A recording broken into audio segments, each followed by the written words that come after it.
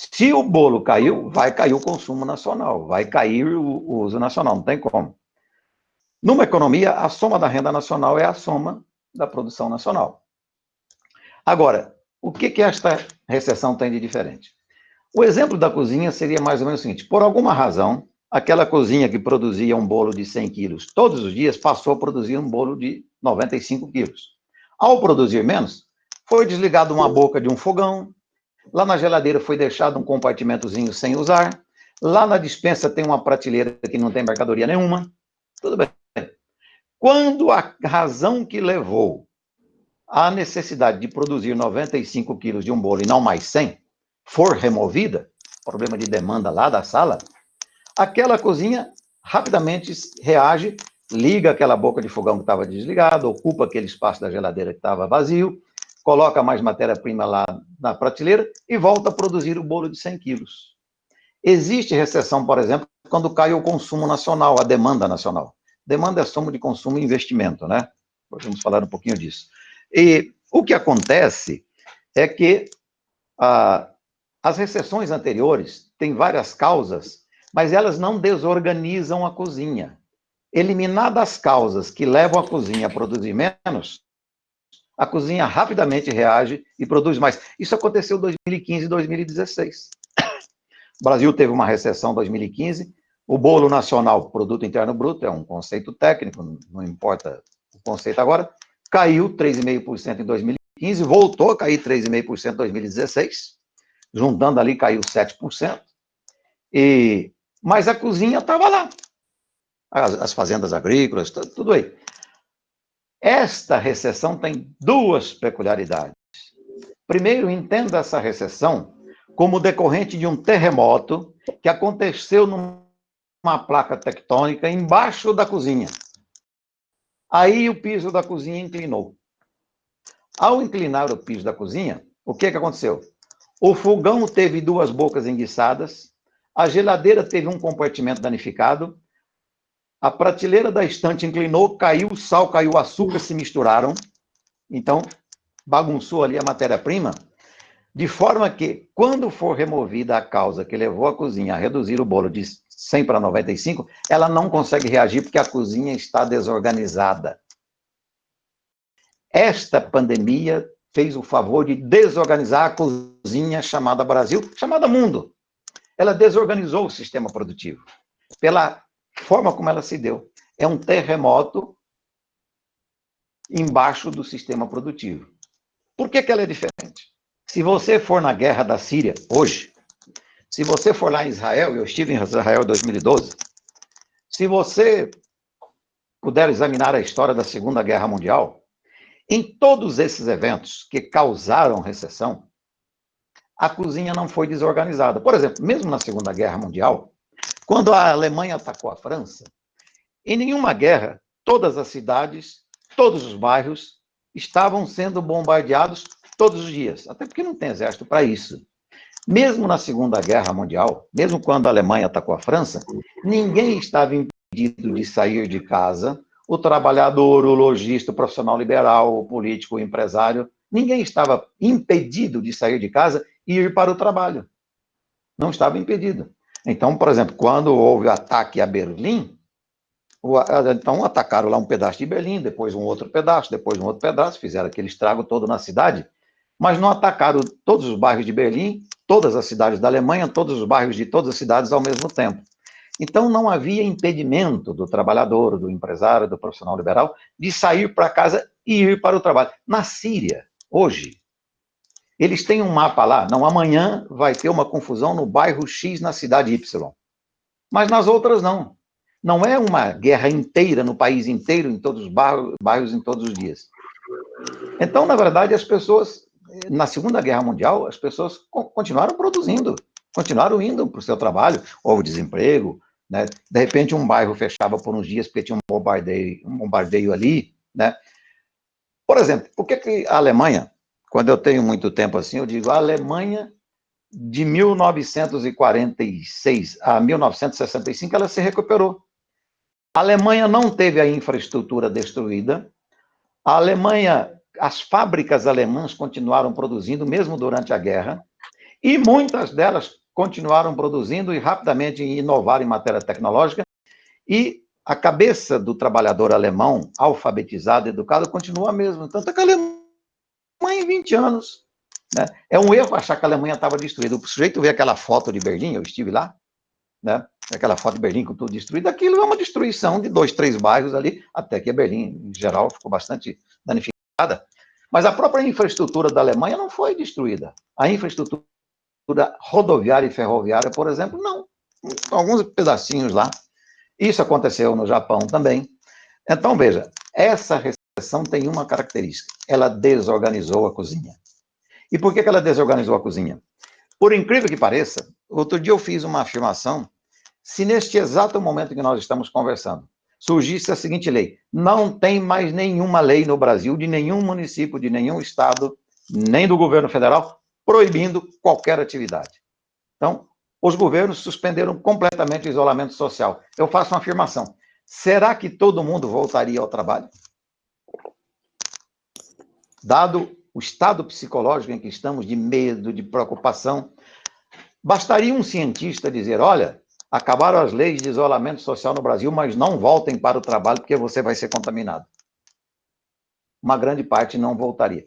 Quando perguntaram para o Stalin, Stalin é para mim o maior gênio militar tal, e ditador, apesar de uma ditadura terrível comunista, mas ele foi um sujeito que foi ditador de um império durante 30 anos, o maior império da história da humanidade foi o Império Soviético, muito maior que o Império Romano, foi o Império Soviético. Ele assumiu em 1924, morreu em 1953, completou 30 anos como ditador e líder daquilo lá, e só saiu porque morreu. Como é que ele conseguiu ficar 30 anos sem nunca ter sido derrubado? O ditador sempre é derrubado em algum momento. E o Stalin disse o seguinte: a melhor forma de você dominar um povo é saber jogar e administrar o medo.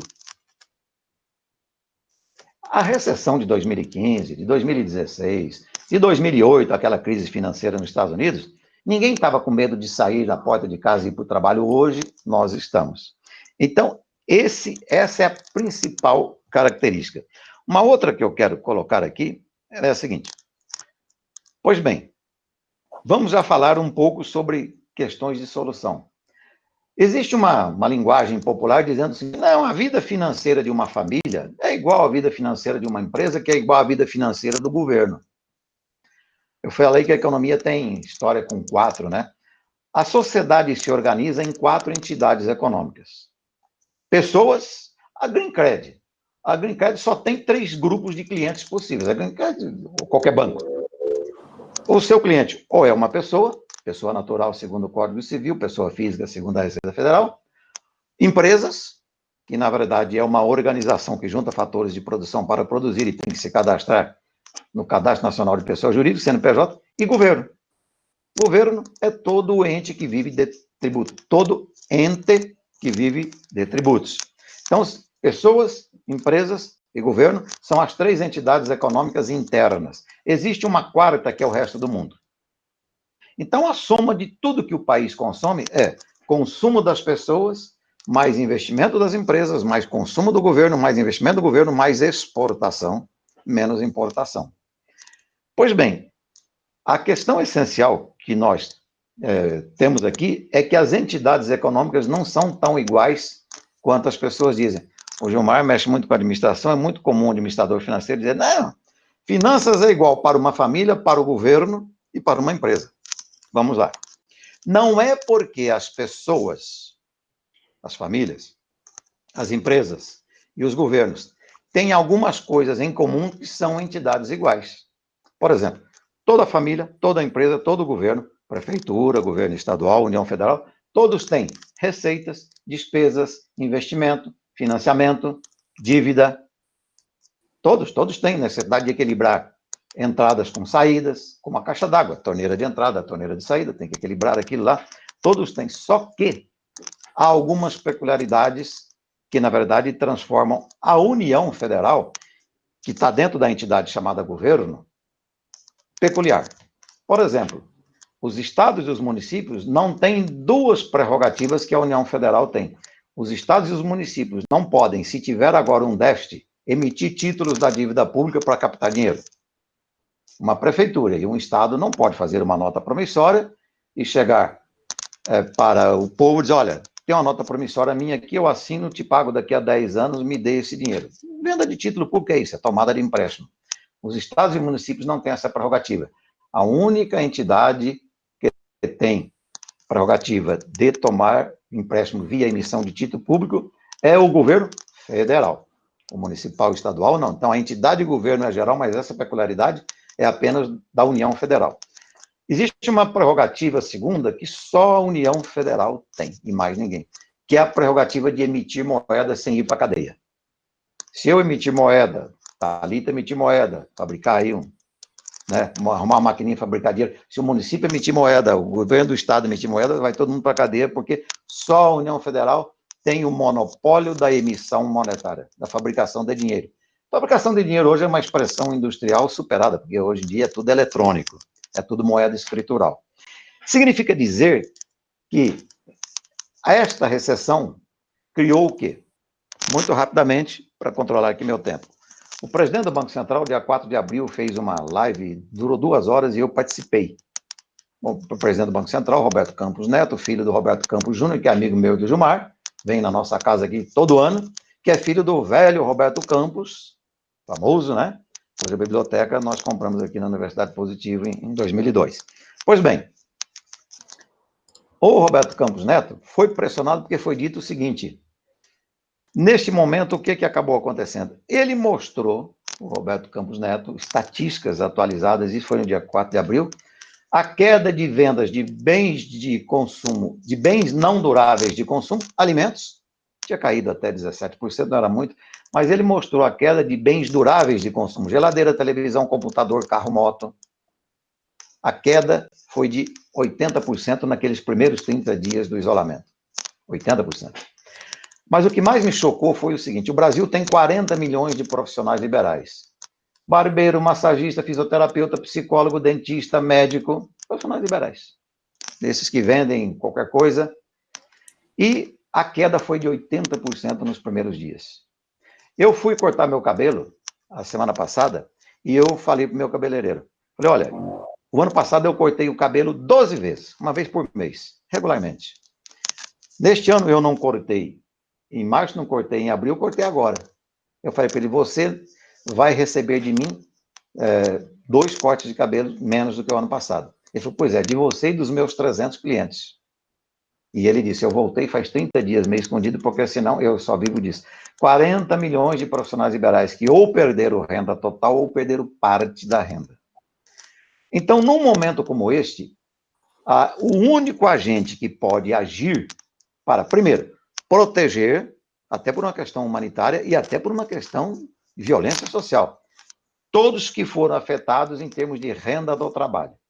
Então, o governo agiu inteligentemente ao criar R$600 durante 3 meses para toda essa gama de pessoas, reforçou o Bolsa Família, aquela coisa toda. O segundo ponto, o governo federal, aí alguém pergunta, mas se ele emitir moeda não é inflacionário?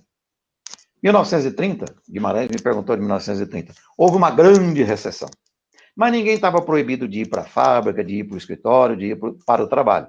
A recessão teve das suas razões, a demanda despencou, os preços começaram a cair, houve, eu diria, deflação. O próprio John Maynard Keynes, o grande economista liberal, chegou e disse, não, o governo tem que montar um grande plano de obra pública e pagar com emissão de moeda, não cobrar 1 centavo a mais de imposto da população, cobra o que já está cobrando, emitir moeda, pagar, contratar essas pessoas que estão desempregadas, além de deixar um legado, que é uma rede de infraestrutura, coloca a renda na mão dessas pessoas que vão comprar do comércio, da indústria e da agricultura que estão morrendo. Ele fez isso, os governos seguiram e recuperou. Então, na verdade, mesmo os liberais que são contra a intervenção na economia, numa situação como essa, nenhum liberal é louco de dizer para o governo federal que tem o monopólio da emissão de moeda, não faça nada. Ninguém é louco. E tem mais um detalhe. O problema é que o governo, quando gasta com emissão de moeda, ele tem que seguir critério de eficiência, critério de relação custo-benefício, critério de necessidade, critério de utilidade daquela obra que vai fazer. O problema do mundo foi que, e o Keynes disse isto, só que terminou a recessão em 1937-38, 1939 veio a Segunda Guerra Mundial, e quando chegamos nos anos 70, os governos nunca mais pararam de emitir moeda, de se endividar e de gastar. Aí tudo explodiu, a inflação, claro. Mas isso estava tudo prescrito. Então, nós estamos em uma situação em que essa falácia já foi abolida. O pessoal diz, mas o Paulo Guedes não é um liberal que defende menor intervenção do governo na economia. Ele é liberal, mas não diante de uma pandemia, que é uma causa mais ou menos como o terremoto embaixo da cozinha, que desorganizou o sistema todo. Qualquer um de nós que estivesse lá faria isso e talvez até com um prazo maior, porque esses 3 meses serão insuficientes. Pois bem, esse é o ponto. Agora, eu tenho mais 3 minutos, eu quero falar da questão essencial de cada empresa, cada setor. Eu comentava aqui, enquanto a Thalita entrou aqui 7h30, nós começamos a conversar, eu sempre, quando faço palestra, gosto de deixar a sugestão de livros. Tem um livro do Nassim Taleb, que é um libanês, que era um economista, que foi para os Estados Unidos, estudou em Stanford, ganhou dinheiro no mercado financeiro, desistiu do mercado financeiro, fez um curso de filosofia, hoje é professor na Universidade de Nova York, e escreve livros, mistura economia e filosofia. Ele escreveu em 2008 o livro Cisne Negro. Esse livro, Cisne Negro, ele diz o seguinte, que ao contrário do que defende muitos economistas, nós estamos constantemente à mercê do inesperado. E ele diz o seguinte, a esses acontecimentos imprevisíveis, o autor dá o nome de cisne negro. É um animal que se considerava inexistente até ser visto pela primeira vez, inesperadamente, na Austrália, no século XVII. Essa história do cisne negro é o seguinte, a humanidade, durante 1.600 anos, só tinha visto o cisne branco. Então, a afirmação todos os cisnes são brancos era uma conclusão de uma premissa que estava apoiada pelas evidências. Até que um belo dia, no século XVII, alguém viu um cisne preto. Na Austrália, bastou um para refutar a teoria. Ele diz o seguinte, que o cisne negro é um evento que tem 3 características improváveis. É imprevisível, ocasiona resultados impactantes e, após sua ocorrência, inventamos meio de torná-los menos aleatórios e mais explicáveis. Esta pandemia é um cisne negro. O ataque às Torres Gêmeas nos Estados Unidos, 2001, foi 9 de setembro, né? 11 de setembro, né? De 2001, aquilo foi um cisne negro. A grande crise financeira de 2008 foi um cisne negro. Lá no Japão, aquele terremoto deles lá, aquele tsunami, foi um cisne negro, porém localizado, não destruiu o Japão inteiro, né? Então, na verdade, ele faz uma pergunta muito interessante, que ele diz o seguinte, por que nós não conseguimos reconhecer ou antever esses fenômenos antes que eles ocorram? Existe um sujeito que morreu em 1983, chamado Buckminster Fuller, um gênio, inventor, arquiteto, escritor, 1000 características. Esse camarada dizia o seguinte, ele escreveu um trabalho sobre a força da onda invisível. Ele dizia, você não consegue se desviar de uma onda que vem em sua direção se você não conseguir enxergá-la. O problema é que enxergar cisnes negros é muito difícil. E aí, eu paro por aqui, então nós podemos seguir, vamos conversar um pouco mais, e aí vamos colocar mais algumas coisas no meio disto, e aí você tem que se perguntar, pois bem, este é o quadro, é um cisne negro, desorganizou a economia, e agora? O que eu faço na minha empresa? E agora? Né? E quando isso vai se tornar mais explicável, né? Porque uma das coisas que o senhor colocou foi exatamente isso, que ele é mais explicável. Quando será que a pandemia de coronavírus vai ser mais explicável? Thalita, outro dia eu fiz uma brincadeira, bom, já estamos na fase de diálogo, né? Uhum. Eu fiz uma brincadeira outro dia que foi a seguinte, tem aquele livro do Nizam Banais, né, que diz lá, enquanto eles choram, eu vendo lenços. Uhum. Esse mesmo Nassim Taleb, em 2012, publicou um livro, que eu acho que é um livro muito osso duro. Olha, eu brinco, eu falo, eu conheço vários amigos que compraram esse livro, mas eu cutuco com todos eles para ver se eles foram até o fim. Chama-se Antifrágil. O livro é osso duro, é um tijolão, mas é genial, genial, genial. Não é livro para se divertir, não. É um livro para você aprender. Claro, quem tem amor ao conhecimento se diverte, né?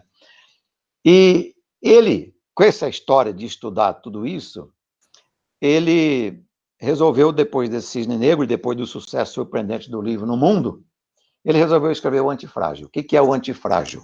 Ele diz o seguinte, quando tem uma grande catástrofe, Existem aquelas coisas que ficam neutras. Não melhoram, não pioram. Né? Aquela coisa que não melhora, não piora, fica neutra. Existem aquelas coisas e corpos, podemos falar, né? Que sofrem. Então, são os frágeis. Os frágeis, diante daquela causa, sofrem.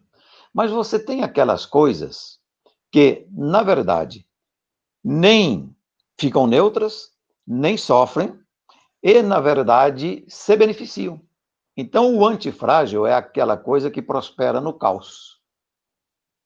O problema é você descobrir quais são as coisas que prosperam no caos. Aquele título lá do livro do Nizam Guanais, publicitário, né? Enquanto eles choram eu vendo lenços, é um pouco isto. Eu fiz uma brincadeira aqui no começo, né? Vamos supor que algum sujeito tivesse inventado de montar uma empresinha de produzir álcool gel em dezembro do ano passado. Essa empresa explodiu de vendas agora, né? A história do Zoom, né? O Zoom, sim, em relação a esta crise, se mostrou antifrágil, prosperou no caos. O Zoom é uma empresa de tecnologia, online, essa coisa toda, que vinha crescendo devagar e de repente explodiu, né? Então, uma primeira coisa que nós temos que perguntar em relação ao nosso negócio é o seguinte: nosso negócio é neutro, é frágil, é antifrágil? Não é fácil responder essa pergunta, não. Assim, genericamente, as pessoas pensam que é fácil. Eu estava dizendo, eu falei para o Guimarães ali, o Joseph Safra, que foi o fundador do Banco Safra aqui no Brasil, agora com 82 anos, passou para os filhos, porque ele está com mal de Parkinson. Esse camarada veio do Líbano, ele já era lá jovem, já negociava com ouro e aquelas coisas todas, e ele criou o Banco Safra, que é um monstro de um banco privado no Brasil, mas ele foi considerado agora, recentemente, individualmente o banqueiro mais rico do mundo. Aí, outro dia alguém me perguntou, mas como o Citibank? Eu falei, não, pera, Citibank, o banco é monstruoso, grande, mas tem milhões de acionistas. Safra, não. Safra, ele é individualmente o banqueiro mais rico do mundo. Eu fiquei perguntando, mas o que ele fez para conseguir esse desempenho? Né? Claro que tem lá uma explicação. Ele, por exemplo, curiosamente ele diz, eu sou o banqueiro que tem a maior aversão ao risco que vocês conhecem. Banqueiro que tem aversão ao risco, né? É engraçado. Mas ele dizia, mais ou menos assim, isso era coisa do Safra, ele dizia, olha, por que eu tenho aversão ao risco? Porque todos os meus ativos estão nos cofrinhos de cada um dos meus clientes. A saúde do meu banco é a soma da saúde individual dos meus clientes. Como isso é meio impossível de medir isoladamente, mas eu posso imaginar. Ele disse, uma crise dessa, que pegue 100% dos seus clientes e coloca para baixo, ele disse, eu não posso seguir com a mesmíssima política em relação a eles, aos meus clientes devedores. Porque no caso do banco tem um problema, aqueles que põem o dinheiro lá, ele tem que pagar, são os depositantes, né? Então, são essas coisas que, na verdade, essas pessoas especiais conseguem ver e conseguem ver antes. Tanto é que ele está cantando aí vantagem, e essa crise para ele, dado o conservadorismo, a aversão ao risco, eu não sei se isto pode ser universalizável, todos os bancos serem do mesmo jeito. O fato é que ele está lá, foi eleito, né? Então, esse é um desafio danado. Aproveitando essa tua fala agora, aproveitando o fio da meada, nós que trabalhamos com instituição financeira, o nosso principal produto é emprestar dinheiro, como o senhor disse agora. O dinheiro fica na mão do nosso cliente. Com essa pandemia, onde a maioria da população vai ter uma perda de renda, o rendimento diminui em todos os setores, os juros estão baixos e a tendência é que caia mais ainda. Por outro lado, nós que emprestamos dinheiro temos que ter umas seguranças, todas as instituições, né? Se o juro cai, você vai emprestar dinheiro, você vai ter que... A gente vê isso nos bancos, né? Você vai pedir um empréstimo hoje, você não encontra juros a 5% ao ano, nem a 6%. Pelo contrário, né? Para se proteger, as instituições aumentam o juro para compensar a perda que provavelmente vai ter de uma inadimplência que deve crescer. Eu queria escutar a tua opinião a respeito disso. O que o senhor acha aí sobre a inadimplência que deve crescer no país e a taxa de juros que são praticadas no mercado aí para empréstimo? Deixa eu falar, doutor Rubens, como se eu fosse, por exemplo, um gestor de um banco. Eu já trabalhei em banco, já fui diretor de banco, já fui presidente de instituição financeira. Se eu tivesse lá, o que eu faria?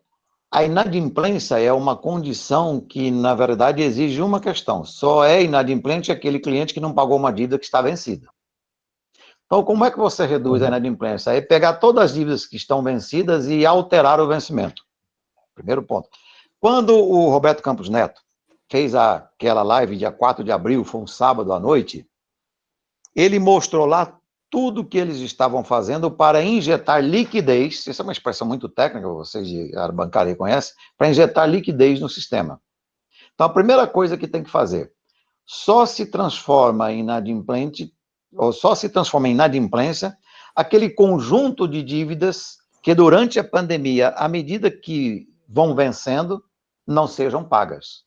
Como, na verdade, esta pandemia desorganizou o sistema, desorganizou a cozinha, como eu falei, como muitas dívidas serão vencidas e não serão pagas, a única maneira de reduzir a inadimplência é rapidamente mexer naquilo que transforma uma dívida em inadimplente, mexer no vencimento.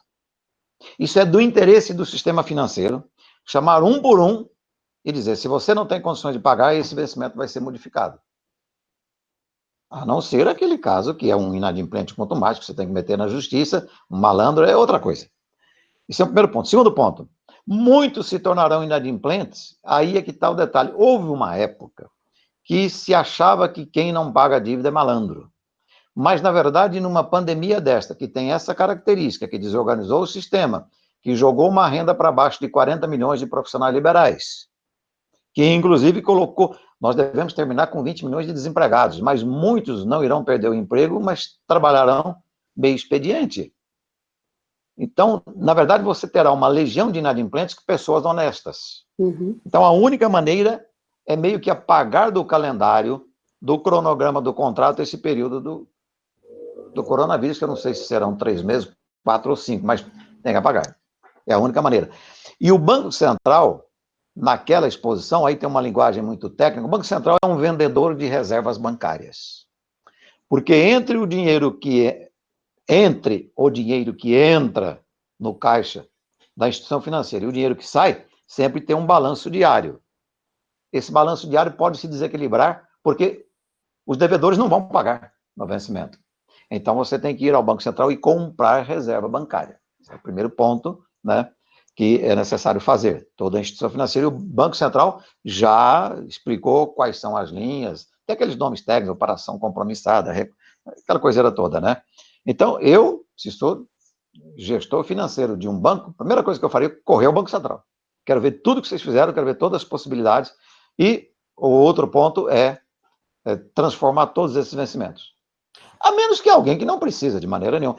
Vamos supor que deva, se você fosse um banco convencional, Bradesco, aí todas as lojinhas lá do Shopping Barigui, do Shopping Miller, do Shopping Pátio Batel, todas têm um débito lá no banco.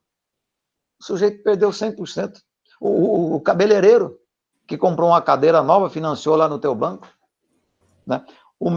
Olha que coisa, eu mostrei para o pessoal aí, vocês são diários, eu estava mostrando no começo, sexta-feira sai um artigo meu na Gazeta do Povo, que chama-se SUS, o Desafio de Ser Único, que é um nome que eu emprestei desse livro aqui.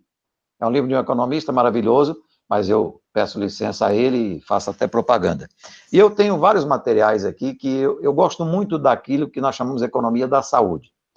Deixa eu dizer uma coisinha rápida para vocês. Lá na Universidade de Chicago, um tal de Joseph Gordon, um economista, perguntou: a renda por habitante nos Estados Unidos é de $60 mil. Toda a produção nacional dividida pela população dá $60 mil por habitante. Renda per capita, produto por habitante, produto por pessoa, é tudo a mesma coisa. Aqui no Brasil, a renda por habitante, a renda per capita, produto por pessoa, são palavras diferentes para dizer a mesma coisa, é de $10 mil. Um sexto do que é nos Estados Unidos.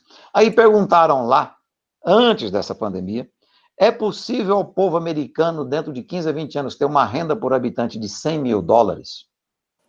Aí eles começaram a estudar na Universidade de Chicago quais os setores que podem expandir para permitir que se chegue a uma renda de $100 mil pelo mesmo método de mensuração lá nos Estados Unidos. E eles concluíram o seguinte: os 2 setores que têm a maior expectativa de crescimento a longo prazo, porque essas crises momentâneas dificultam, né?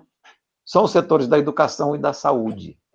Então, a Universidade de Chicago tem um núcleo de estudos, tem um núcleo de economia da educação e um núcleo de economia da saúde.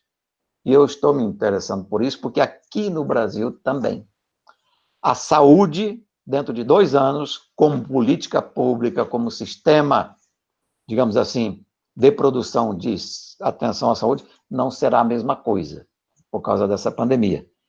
Então, eu acho que tem que pensar nisso tudo, porque ninguém tem receita pronta e acabada, pela razão de que esta pandemia criou uma recessão que tem esta diferença, e volta a insistir numa coisa muito curiosa. O medo que a população incorporou já não depende mais de lei, para que uma parte, mesmo que a lei permita, não retorne ao trabalho. Isso entra um pouquinho no que eu... Desculpa interromper, professor. Não, pode interromper, pelo amor de Deus. Entra um pouquinho no... Dr. Guimarães escreveu para a gente aqui no chat. Professor Pio, lembrando de Stalin, como administrar o medo do povo brasileiro nessa pandemia? Então, entra exatamente no que o senhor estava falando. O Stalin administrou por um mal, né? O Stalin assumiu em 1924, comando do Império Soviético. A ideia era que o comunismo fosse mundial, tomaram vários países, aquela coisa toda, né? E ele ficou 30 anos. Não é fácil, não. Um ditador ficar 30 anos de um império daquele tamanho. E eu contei para Thalita Guimarães aqui no começo, que o Stalin, perguntaram para ele qual era o segredo dele. Ele disse: o meu segredo foi administrar a principal emoção, que em você administrando você controla o ser humano, que é o medo. Administre o medo, isso vale no plano pessoal, vale no plano... Administre o medo e você consegue tudo. Acontece que você tem a administração do medo por uma razão como aquela, mas aqui é o medo que cada um de nós incorporou, porque, na verdade, o sujeito percebeu que a pandemia, como o próprio nome diz, é incontrolável, o inimigo é invisível, e o medo de morrer, se acabar amanhã, você não vai ver mais as ruas lotadas do jeito que estão, porque as pessoas, elas incorporaram a ideia de que o perigo existe, mesmo que o governo acabe com todas as leis que proíbem a saída das pessoas. Uhum. Né? E isso e os hábitos vão mudar, né? Já mudaram bastante, né? Aí o Gilmar Andrade, que está aqui prestigiando a gente, né? A gente conversou um pouquinho com ele no começo, aí nos bastidores também. Ele também deixou uma pergunta lá para a gente. Ele escreveu: Pio, considerando a sua exposição inicial sobre recessão, na sua avaliação, quais serão os principais impactos desta recessão na economia brasileira? Essa recessão tem uma coisa curiosa. Ela desorganizou a cozinha, mas desorganizou essa cozinha chamada Brasil, o sistema produtivo, de maneira diferente.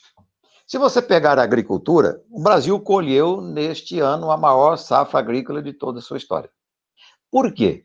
Porque a agricultura que foi colhida agora foi plantada antes. Você pega o soja, foi colhida fim de fevereiro, março, abril. Isso foi plantado antes. E mesmo com o coronavírus, o agricultor foi lá para a fazenda e colheu, porque pega o algodão. Ou você colhe, ou dali a pouco vem uma chuva e acabou o algodão, né? Então, a agricultura conseguiu colher. Se você pegar a agricultura em si, sozinha, ela conseguiu colher. É claro que tem a cadeia posterior. Toda essa produção tem que ir para os armazéns, os cereais têm que ser tratados, industrializados, até virar, né, um produto, um artigo consumível. Então, por exemplo, o setor primário é agricultura, pecuária, mineral e vegetal. Na produção primária foi o que menos sofreu. Depois tem a agroindústria. Aí a indústria já sofreu um tanto. Agora, por exemplo, o caso dos profissionais liberais. Toda essa área de serviços pessoais. Porque o serviço pessoal tem um problema. Eu compro um livro pela Amazon e ele chega. Mas o meu barbeiro, eu tenho que ir lá, ele tem que meter a mão em mim, a minha dentista. Então, na verdade, o setor de serviços pessoais foi o que mais sofreu e o comércio de varejo. Eu de atacado alguma coisa ainda se mantém, né? Pois bem, então, significa dizer o seguinte, que ao desorganizar todo o sistema, esta pandemia, pelo isolamento social, desorganizou de maneira diferente. Ao desorganizar de maneira diferente, as soluções não serão as mesmas. Agora, todos retomam enfraquecidos. É como se, na verdade, você tivesse um time de futebol que, de repente, foi jogar em um lugar e teve que atravessar um rio. No meio do rio, o navio parou e eles ficaram uns dias lá sem comer. Agora eles chegam do outro lado e têm que disputar o campeonato. Está todo mundo enfraquecido, mas de maneira diferente, né? Esse é o problema. Então, na verdade, cada setor, cada empresa tem que analisar suas peculiaridades, né? Mais uma coisinha, o Gilmar conhece, tem um tal de Stephen Kennedy, um camarada que é professor lá na USP, especializado em contabilidade, que durante anos foi o responsável por publicar aquela Maiores e Melhores, empresas e tal. Ele escreveu um artigo dizendo, as empresas brasileiras estão sofrendo porque não têm capital de giro. Ele disse, no mundo inteiro, as empresas dão férias coletivas, param 30, 40 dias e ninguém quebra. Eu peguei e escrevi um editorial para a Gazeta dizendo, espera lá, primeiro, uma coisa é a indústria de automóveis, vê encher os pátios, aí eles planejam, negociam, organizam umas 45 dias de férias coletivas. Mas isso é uma parada específica daquele setor, planejada, organizada, decidida pelos dirigentes. Outra coisa é você ter uma parada indesejada, imposta por uma legislação e por um problema sanitário, num prazo de 72 horas. Teve gente que foi pego de surpresa no dia 15 de março, no dia 18 de março fechou o shopping center. Então, isso é outra coisa. O outro problema, todo mundo sabe, vocês sabem disso, que o custo de carregar capital de giro, o custo de carregar dinheiro no caixa numa indústria, por exemplo, no comércio, é alto. Tem que pagar juro, né? Enfim, custo do capital. Então, é um pouco isso, né? Cada um tem que estudar especificamente o seu problema, estudar especificamente o seu setor e ver. Aliás, uma pergunta boa. Admitamos que nós tenhamos outras exceções, mas que não sejam cisne negro. Tá, mas outros cisnes negros aparecerão. E E aí aí? você pode. Não, a solução não é geral para todo mundo, né? O Stephen Kennedy tem razão. Todo mundo que tenha reservas passa melhor por uma crise. Ocorre que alguém, um dono de um restaurante, de um shopping, né? O Madalosso, um troço daquele, você acha que ele fez reservas para, de repente, perder 4.000 refeições por dia com aquele mundaréu de funcionários, aquela coisa toda? Né? É porque esse cisne negro... Professor Pio, por falar em reserva, que o senhor tocou nesse assunto, uma pergunta, o Brasil tem reserva suficiente para passar por essa crise? Vai injetar aí, sei lá, 700 bilhões de reais na economia. Isso é suficiente para recuperar a economia e o país sustenta? Quando nós falamos em recessão, por exemplo, eu comecei contando aqui a história da cozinha que produzia um bolo de 100 quilos, de repente começou a produzir um bolo de 95, 95, 95. Em geral, as recessões acontecem porque há uma queda de demanda e o sistema produtivo não produz aquilo que não vai ser demandado. O sistema produtivo produz bens e serviços de consumo e bens de capital. Então, em geral, é um problema de queda de demanda, como foi em 1930, como foi na guerra, né? A queda de demanda faz o sistema trabalhar com capacidade ociosa, mas quando o sistema tem capacidade ociosa de gente, desempregados, capacidade ociosa de bens de capital, fábricas fechadas, fábrica que pode trabalhar 24 horas, está trabalhando 8 horas por dia. Quando o país tem uma capacidade instalada ociosa, recuperando a demanda, a produção se recupera. O problema desta crise é que ela desorganizou de tal forma que, se a demanda for aumentada, a produção pode não se recuperar rapidamente e nem equitativamente em todos os setores. De qualquer maneira, é necessário o governo injetar liquidez no sistema produtivo, aí vem o Banco Central e todas as linhas bancárias, e injetar renda nas mãos das pessoas para que elas possam elevar a demanda.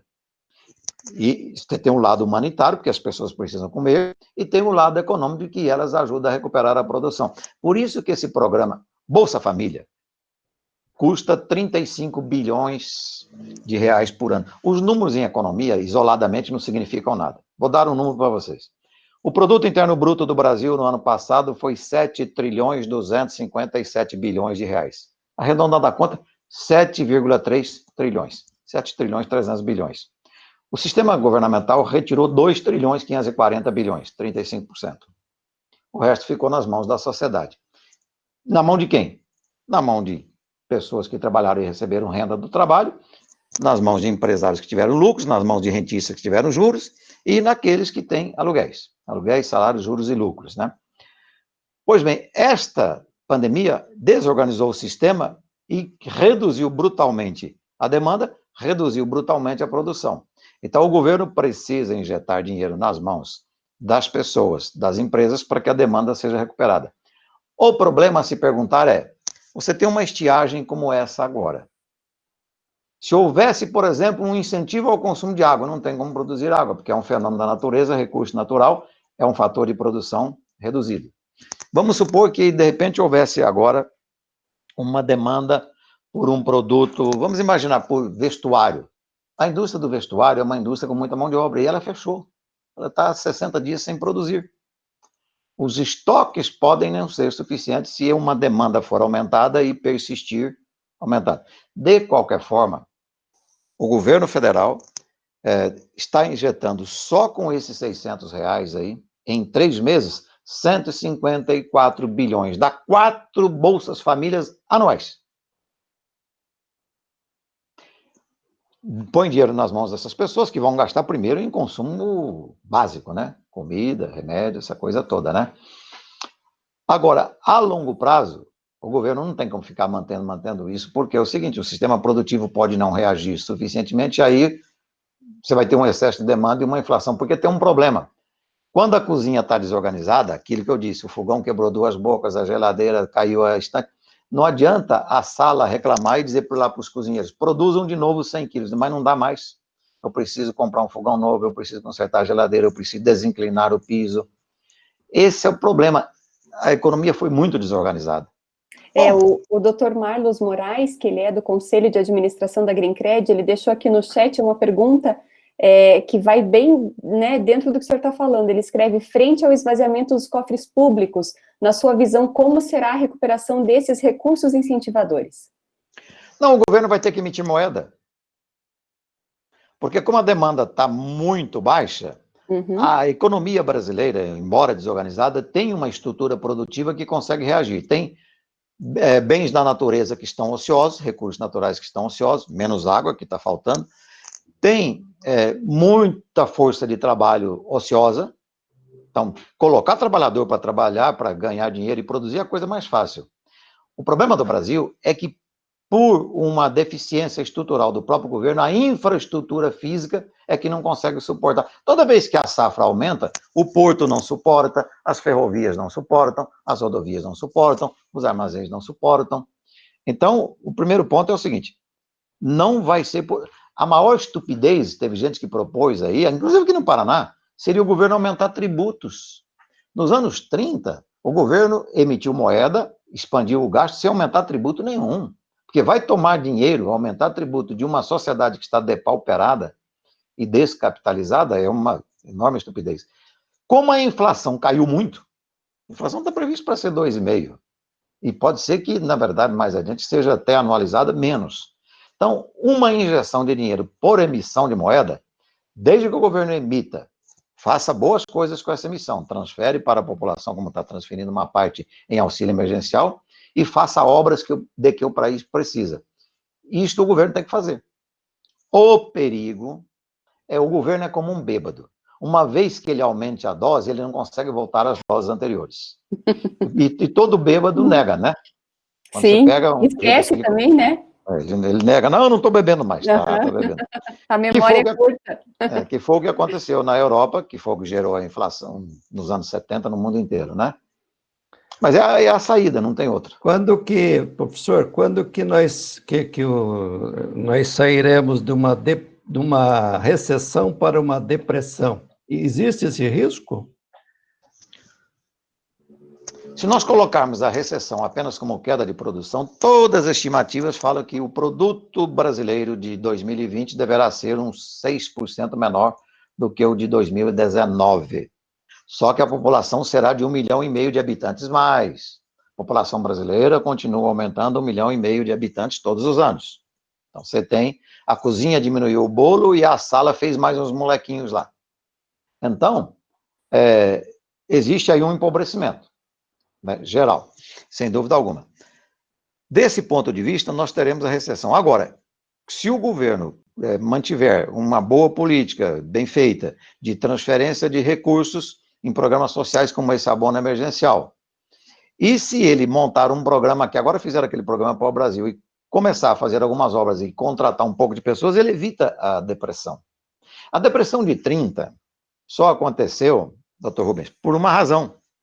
Porque, na verdade, os governos levaram 6 anos para acreditar que era possível, por meio de um grande programa de obras públicas e pago com emissão monetária, fazer uma recuperação. Porque naquela época, 1928, 29, 30, 31, até 1930, a obra do John Maynard Keynes, que foi o camarada que deu toda a concepção para um plano de governo, é de 1936. Então, de 1928 a 36, se passaram 8 anos, dos quais 6 com uma recessão profunda, né? Então, eu não acredito que venha depressão, não. Não creio nisso, não. Professor, só para a gente não deixar ninguém sem resposta aqui no nosso chat, o Dr. Rodrigo Colatusso, ele escreve, pensando na área médica, consultórios e clínicas se enquadram como frágeis? Qual a sua opinião sobre esse segmento? O mais curioso nessa história toda é que quando veio a pandemia, todo mundo disse, os hospitais vão lavar de ganhar dinheiro. Eu disse, vocês vão ver. Logo que começou o medo, eu falei, vocês vão ver. Sujeito que, eu mesmo, eu tinha que ter feito meu check-up em março, não fiz. Uhum. Né? O sujeito tinha uma cirurgia eletiva, né? O Gilmar queria tirar os pés de galinha dele, não tirou. Aí o outro estava lá com um problemazinho de dor de cabeça, ele dizia, eu vou... A minha dentista disse o seguinte, meus pacientes fizeram fechar a clínica, porque cancelaram todos. É o né? medo. É o medo. Uhum. Então, a resposta a essa pergunta é, depende o quanto nós vamos superar o medo que tem a ver com o desaparecimento das infecções pelo coronavírus. Essa é a minha preocupação. Teve um camarada da OMS, o pessoal acredita muito na OMS, mas de vez em quando eles falam as besteiras e de vez se desdizem também. Um diretor da OMS disse o seguinte, talvez o coronavírus não vá embora. Talvez nós tenhamos que conviver com ele. Eu falei, epa, mas dado o medo que já incutiu, Como se vai ele ser? não... Porque a gripe espanhola, 1918 até 1900, durou pouco até em termos de tempo, que fez um estrago desgraçado, de repente foi embora, né? As pessoas Agora, criaram imunidade, né, a situação mudou. ou então, aparecerá uma vacina tão milagrosa, e aí, dado o medo, o mundo inteiro vai querer se vacinar, aí tudo bem. Então, depende muito. A minha resposta a essa pergunta, depende o nosso grau de medo e a nossa disposição de voltar. Agora, a longo prazo, a economia da saúde, o setor de saúde, não tem como ele vai expandir, o SUS vai ser reformulado, pode ter certeza, porque a sociedade percebeu que, para problemas coletivos, tem que ter uma solução para todo mundo, né? Não adianta eu me cuidar e você não. Exatamente, né? Estamos todos juntos nessa, né? É. Cada um na sua medida, cada um com o seu medo, cada um administrando as suas questões, se protegendo e protegendo ao outro, mas estamos todos juntos nessa, né? Sabe quem vai sofrer? Planos de saúde. Porque com 20 milhões de desempregados, o sujeito, ele diz, ó, no limite eu tenho o SUS, não preciso mais do meu plano. Exatamente. Como eu até estou escrevendo, meu artigo de sexta-feira chama SUS, o desafio de ser único. Sai sexta-feira na Gazeta. Vamos acompanhar. Está lá na Constituição e na lei do SUS, né? O governo não pode recusar o tratamento a ninguém. A ninguém, exatamente. Muito Professor, bom. em nome da Greencred, né, em nome da diretoria, o doutor Valarini está aí também para agradecer. Eu gostaria mais uma vez de agradecer seu tempo, sua disponibilidade. É sempre muitas aulas em uma, ouvi-lo, né? Muito obrigada mesmo. Doutor Rubens, gostaria de falar, o pessoal da diretoria está com os microfones abertos aí. Professor Pio, eu gostaria mais uma vez de agradecer. A gente ficaria aqui horas e horas conversando, porque você tem muita coisa interessante para passar para a gente. Mas estamos aqui há 1 hora, já deu um tempo suficiente, não queremos também tomar teu tempo e nem cansá-lo muito. Agradeço muito em nome da cooperativa E espero que teremos mais oportunidades de fazer um bate-papo desse. Muito Com obrigado, notícias doutor. melhores, né? Vamos torcer, né, professor, que Vamos, tenhamos vamos. notícias melhores. Eu estou à disposição. É só me Muito convocar. obrigada, muito obrigada. Obrigado a vocês. Um grande Uma abraço. ótima noite a todos, Abraço. muito obrigada pela participação. Eu quero agradecer também todos que participaram, né, todos os cooperados e os não cooperados que participaram aí dessa live. Que Muito nos obrigado a todos. prestigiaram, e que a internet continue nos unindo, né, mesmo à distância. Muito obrigado. Valeu, Grande abraço. Thalita. Obrigada a todos, boa Obrigado. noite, bom Obrigado. descanso. Tchau, Boa tchau. noite.